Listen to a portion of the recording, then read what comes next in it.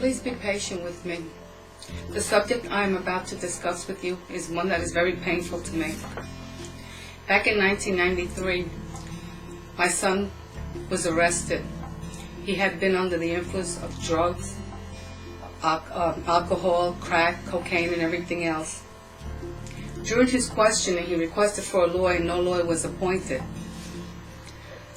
Finally, when he went to court, he received a court-appointed lawyer.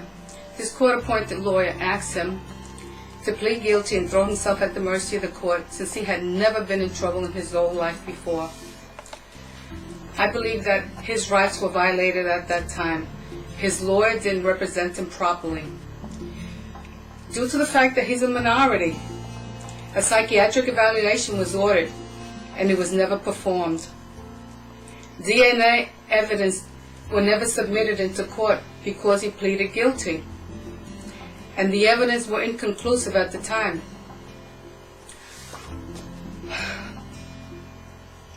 I know that he deserves to pay for the crimes that he did commit, but not with his life.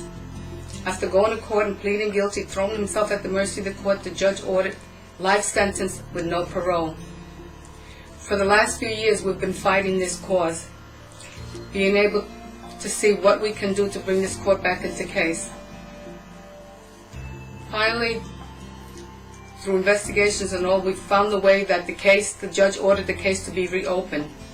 He was granted his time in court. We had no lawyer.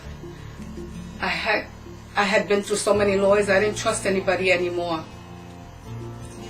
I finally got in touch with the Virginia lawyer referral, and they recommended a lawyer. We went and sat down with this lawyer. We discussed the case.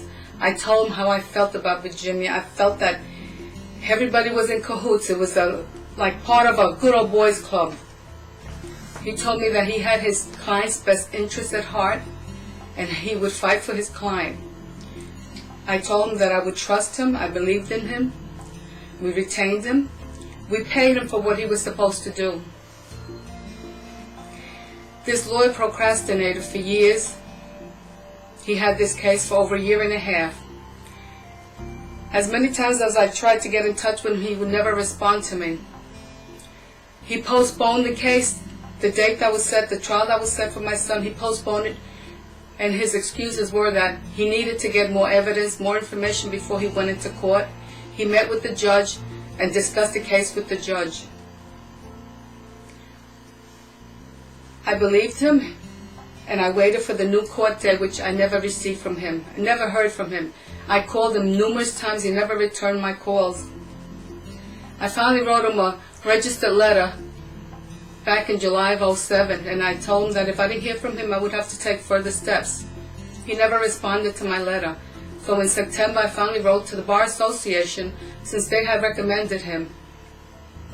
They're supposed to be doing an investigation into this, which has also gone on for over a year, and I still haven't had any results.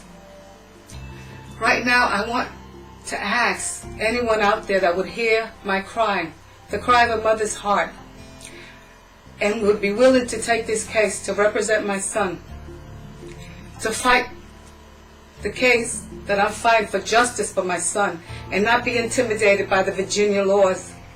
I ask, please, if there's anything that you can do, just hear my cry and respond to this, please. I thank you so much for taking your time to listen to this.